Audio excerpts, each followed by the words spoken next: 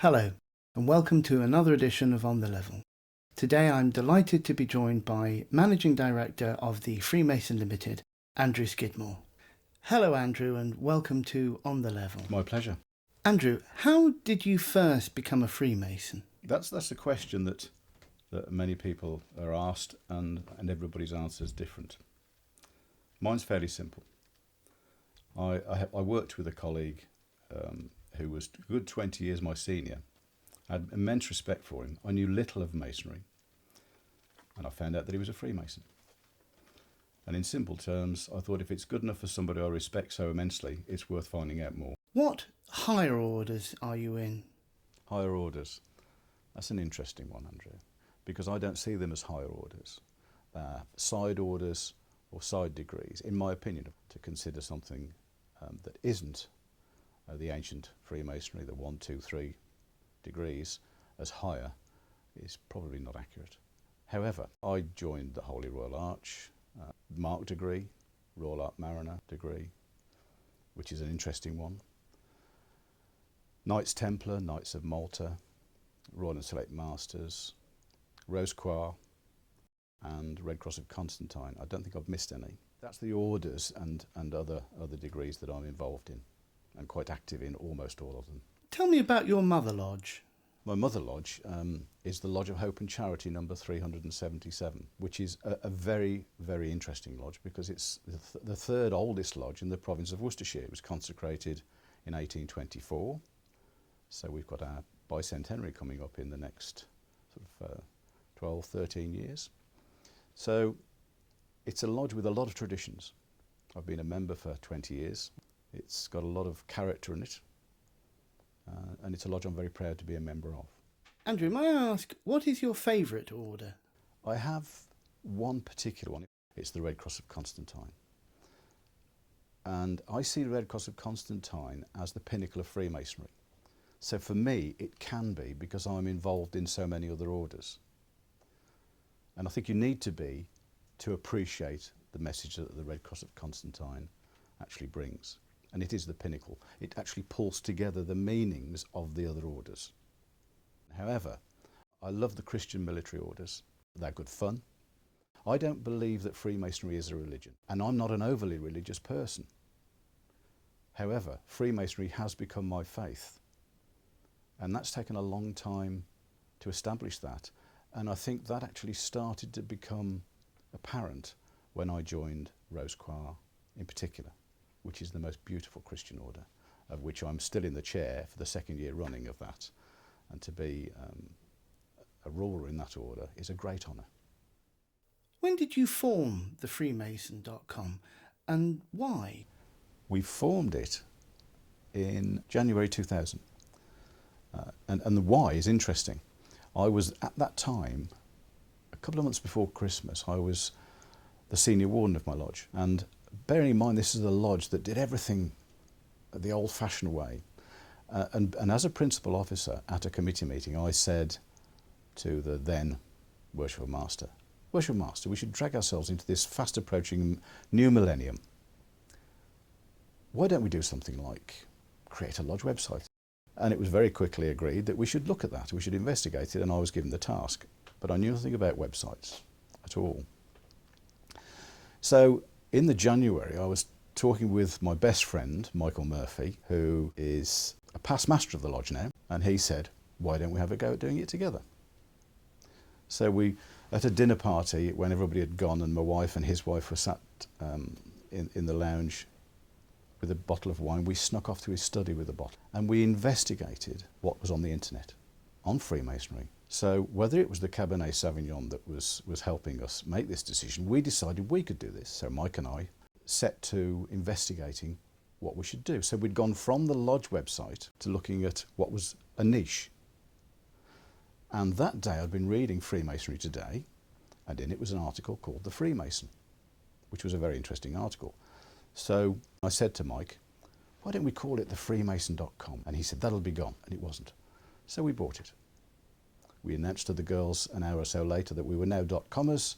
That was the start of the Freemason.com, which was an informative site. It was never a commercial site in the early days, and it was never intended to be.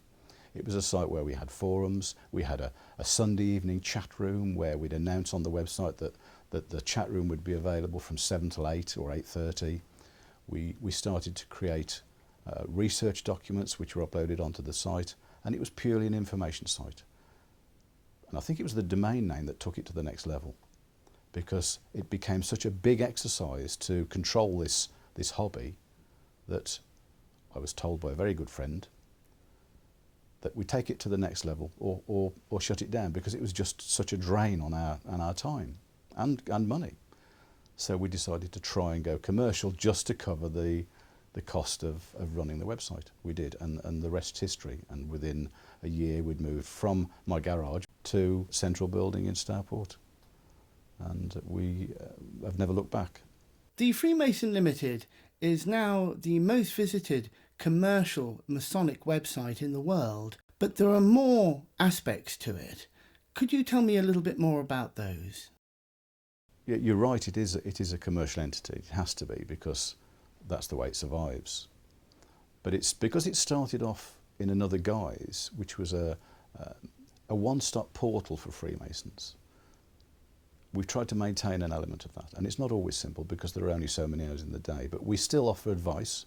We get asked some weird, wonderful questions. We have people from all over the world say, how do I become a Freemason? We try to establish where they are, and we direct them to the appropriate district Grand Lodge or provincial Grand Lodge or Grand Lodge. So we still try and help, because one day they will join Freemasonry, hopefully, and they'll remember where they were assisted.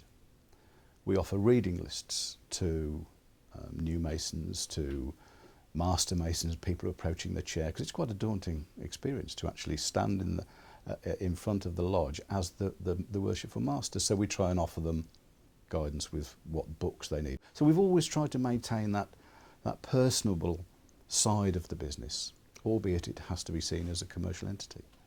Now, I know you've mentioned about the publications available on your website, but could I ask you, how many of those are actually produced by Lewis Masonic?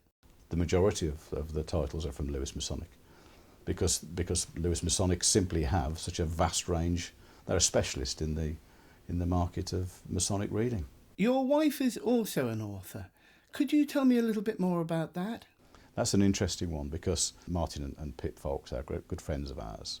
We were at a ladies' night, probably 2004, and when the ladies' night had finished, we were sat in the lounge at 2 or 3 o'clock in the morning, continuing our debates on Freemasonry. And Martin and I always talk about Freemasonry when we're together, and it's a challenge to see who can ask the most interesting question and who can come out with the most interesting answer. And the girls were listening to us at 3 o'clock in the morning, still putting Freemasonry right.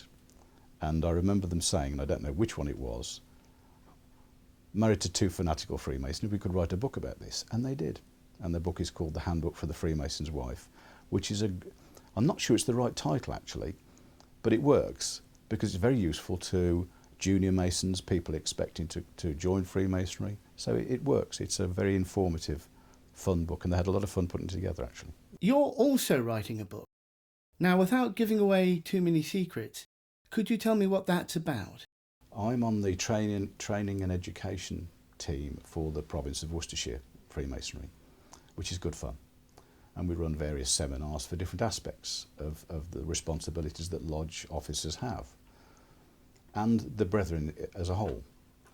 And I wrote the paper, and it was called Understanding Ritual and Delivering Ritual. And when I deliver the paper, it takes about an hour. And it breaks down the barriers that people have when they're given the opportunity to take on a particular role or deliver a particular piece of Masonic ritual, because they instantly feel that they've got to have the most fantastic memory. And if I can't perform this feat of memory, I'm not going to be any good at ritual, which is a shame, because and good ritual doesn't make a good Mason. We all know that. So I've broken down the process of learning to take away that worry. It requires hard work, but the learning process is what the book's based on. I've used that in talks. It works tremendously well. I have friends and fellow Masons that have used it, and I've used it with them because I'm also preceptor of the Lodge of Instruction in Kidderminster, assisted by 4 assistant preceptors, and we take it very seriously. It's not a class of instruction, it is a Lodge of Instruction. and we've applied this process, and it's nice to see the lights coming on with people when you say, don't worry about memorising the words. And I'll give you an analogy, if I may, of what the book is based around. If we read a bedtime story to a child, and it's the first time we've seen that particular story, we read it for the first time. We don't become the character because we don't understand their character. We can't get into the story because it's the first time we've ever seen it. But if that's the child's favourite story, the subsequent readings become more in character and more familiar. And if I say to you, if you read that story to your child for 7 nights, at the end of the 7 nights, you're probably not looking at the book. You're becoming the character. You've got the emphasis and the intonation and the story nailed down so that you can deliver the story to the child. And you could close that book after a very short time, deliver the story without opening the book. And at no time have you said to yourself, I must memorise those words. What process leads you to be able to do that? And that's what I've done with the book. I've broken down the learning process and taken the worry of memorising the words. But let me not kid you now that you still have to work hard at it. Can I ask what advice you would give to a new brother? The advice I give to all new members of our wonderful craft is to take your time. When I joined 20 years ago, I was probably a Freemason for a year before I realised there was anything other than the 3 degrees of Freemasonry. And I was advised to consider the completion of the 3rd degree by looking at the Holy Royal Arch. And I did. And then it went on more years before I considered other things because it wasn't drummed. Nowadays it seems very much a case of, right, you're a Master Mason, you must consider joining the Holy Royal Arch, and then when you're in that you must look at this degree and that degree, and if you want to join Knights Templar you have to be a member of the Holy Royal Arch. Knights Templar is great fun, but how can you possibly join and enjoy other orders if you don't understand the 3 degrees of craft Freemasonry? They are the basis. I say to people, Freemasonry is a great big tree, and the main trunk of that tree is craft Freemasonry. All the rest are branches and boughs, and they're important to continue the Hieramic legend. If that's what you want to do, join the Holy Royal Arch, join Mark Masonry, join Royal and Select. They do complete that story.